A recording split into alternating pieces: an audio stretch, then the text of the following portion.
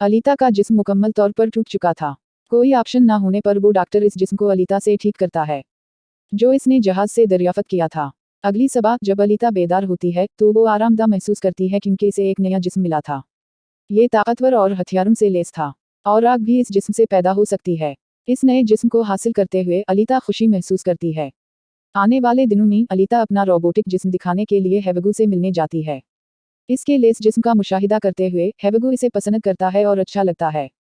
वो भी मुतासिर है। यहीं हेवेगू ने अलीता पर इंकिशाफ किया, मैं जल्द ही स्काई सिटी जाना चाहता हूँ, लेकिन वहां जाने के लिए हर एक को स्कोर की ज़रूरत होती है, और ये स्कोर किसी को मारने या रेस गेम जीतने के बाद हासिल किया जा सकते हैं। ये सुनकर अलीता अपना रोबोट दिल हेवेगू को देती है, इसे बाहर निकालती है और ये कहती है, मेरा रोबोटिक दिल ले लो, इसे बेच दो, इस तरह तुम्हें कुछ स्कोर मिलेंगे, फिर आप स्काई सिटी जा सकते हैं। और अलीता का रोबोटिक दिल कोई आम नहीं है, क्योंकि इसमें बहुत ज़्यादा ताकत है, और वो रोबोटिक दिल इतना ही मजबूत है कि ये शहर इस रोबोटिक दिल से कई महीनों तक बिजली हासिल कर सकता है, क्योंकि इस रोबोटिक दिल में तवानाई बख्शाई होती हैं। लेकिन हेवेगू अलीता के रोबोटिक दिल को लेने से मना करता है। वो कहता है, मुझे इसकी ज़रूरत नहीं है, तुम इसे अपने पास महफूज रख सकती हो, क्योंकि आपका रोबोटिक दिल बहुत ज़रूरी है। वो कहता है, तुम्हें रेस के खेल में हिस्सा लेना चाहिए, क्योंकि मुझे यकीन है कि आप रेस जीत सकते हैं। अगर आप गेम जीत गए तो हम दोनों स्काई सिटी में चले जाएंगे। ये सुनकर अलीता फौरन रजामंद हो गई, और वो खेल में हिस्सा लेने के लिए तैयार हो जाती है। वो इसे हेवेगू के लिए अपने प्यार की वजह से अंजाम देना चाहती थी। इसके बाद वेक्टर जाए बकुआ पर आ जाता है, जो अलीता को ख़त्म करने के लिए शिकारियों और कातिलों की खिदमत हासिल करता है। वो सबसे कहता है, अगर तुम दौड़ में वेक्टर को मार डालो, फिर मैं आपको 5 मिलियन स्कोर दूंगा, जो स्काई सिटी जाने के लिए बुनियादी है। फिर वो शिकारी नजर आता है, जिसे क्लब में अलीता ने मारा था, और अपनी तजलील का बदला अलीता से लेना चाहता था। अब वो ये बदला हेवेगू से लेने वाला था।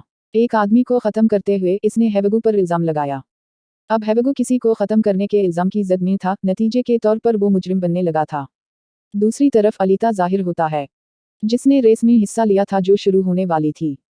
दौड़ में शामिल तमाम कातिल अलीता के मुखालिफ बन जाते हैं, तो वो अलीता पर हमला करते हैं, लेकिन अलीता भी इनके बराबर थी, लिहाजा वो एक एक करके इनका मुकाबला करते हुए इन्हें मारती रहती है। फिर अलीता को हेवेगू का फ़ोन आता है।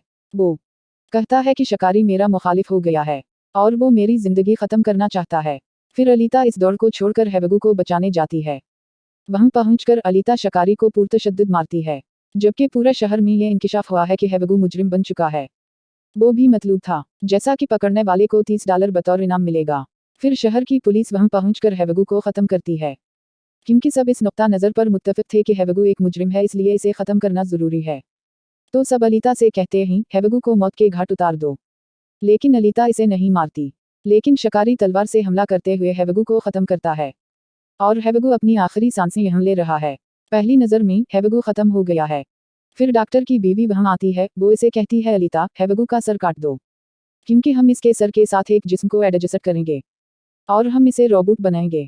क्योंकि डॉक्टर की बीवी अब शरीफ खातून बन चुकी थी, और वो ये करना चाहती थी ताकि हेवेगू दोबारा जिंदा हो सके। तो अलीता भी अब ऐसा ही कर रही है। वो पूरी के सामने हेवेगू का सर तोड़ देती है। बाद में ये हेवेगू के सर को डॉक्टर के पास ले जाता है, जहां डॉक्टर ने ऑपरेशन के बाद हेवेगू के सर के साथ एक और जिस्म ठीक किया। नतीजे के तौर पर हेवेगू दोबारा जिंदा हो गया है।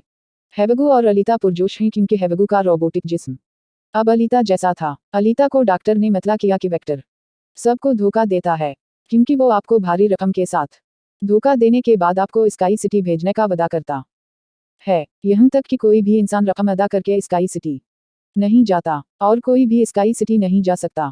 लेकिन सिर्फ स्काई सिटी के बाशिंदे ही वहीं जा सकते हैं, और वहीं आबाद भी। और रेस का फाते इस दुनिया से स्काई सिटी जा सकता है, बसूरत दीगर वहीं कोई नहीं जा सकता। डॉक्टर अलीता को भी बताता है, मेरी बीवी और मैं स्काई सिटी में पैदा हुए थे, और हम अपनी बेटी के इलाज के लिए यहाँ पहुंचे थे। इसके बाद वो यहाँ फंस गए। ये सुनकर अलीता को गुस्सा आता है, और वो वेक्टर को मारने के लिए निकल जाती है। अलीता बरा रासत फैक्ट्री में जाती है, और इस पर वेक्टर की मशीनों से हमला होता है। लेकिन अलीता के पास अब एक ताकतवर और रोबोटिक जिस्म है। चुनाचे अलीता मुसलसल एक एक करके सबको मार रही थी, तमाम मशीनों और रोबोट्स को नुकसान पहुंचाते हुए। अलीता इसे ख़त्म करने के लिए वेक्टर के पास जाती है, लेकिन वेक्टर का रोबोट वहां नजर आता है। ये हमला करते हुए अलीता को जख्मी कर देता है। और वो नीचे गिर जाता है। फिर अलीता माजी से मुताल्लिक अपनी याददाश्त को बहाल करती है, जैसा कि इसकी याददाश्त बरकरार है जो खो चुकी थी। अलीता को याद है कि वो एक जंगजू रही थी और ने इस आलमी जंग में भी हिस्सा लिया था जो तकरीबन 300 साल पहले मुनक़िद हुई थी।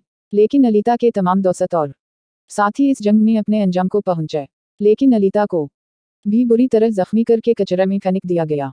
यह अलीता अपनी याददाश्त ये सोचकर बहाल करती है कि यह स्काई सिटी के मालिक ने किया है और इसने अलीता के तमाम साथियों को भी ख़त्म कर दिया था।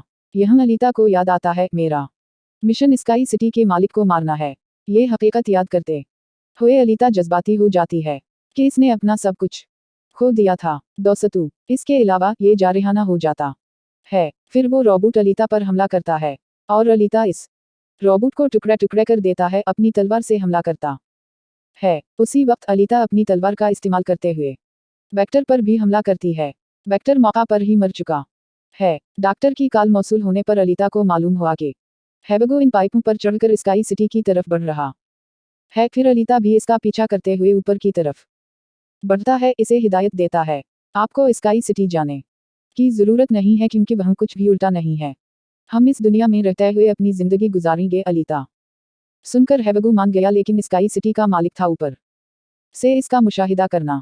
चुनाचे वो अपने हथियार से इन पर हमला करता है। नतीजाता हेबगो का पूरा जिस्म टुकड़े टुकड़े हो जाता है। उसी वक्त अलीता ने इसका हाथ थाम लिया, लेकिन अलीता गलती से हेबगो की गिरफ्त खो बैठती है। चुनाचे वो बहुत दूर से नीचे गिर जाता है। हेबगो अलीता को खोने का बहुत गम है और वो रोने लगती है। अब अलीता फैसला करती है कि स्काई सिटी में जाना इस शहर के मालिक को ख़त्म कर देगा, क्योंकि ये हेबगो की मौत का बदला लेना चाहता था। देखा जा रहा है कि अलीता ने वो दौड़ भी जीत ली है और ये अपनी तलवार को उल्टा स्काई सिटी की तरफ इशारा करता है और ये स्काई सिटी के मालिक से कहता है, मैं तुम्हें मारने और बदला लेने आ रहा हूँ। देखो, मैं आपको बुरा महसूस करूंगा और आपको जिंदा रहने देने से इनकार करूंगा। और फिल्म भी उसी सीन पर मुकम्मल होती है।